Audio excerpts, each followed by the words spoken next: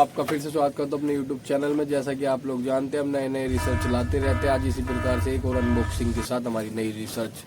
जैसा कि आप लोग जानते हैं, पानी वाला पटाखा जिसे आप बीडी बम के नाम से भी जानते होंगे।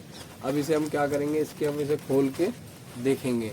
इसके अंदर पटाखा ये है, जिसमें हम ये पैकेट आपको मार्केट में 30 रुपये का मिल जाएगा, मगर हमें ये पैकेट 15 रुपये का एक पैकेट पड़ा है। ठीक है, इसके अंदर आपको दिखा देंगे हम कोई 50 या 30 बम होते हैं। हम इसे फोड़ के भी दिखाएंगे आपको।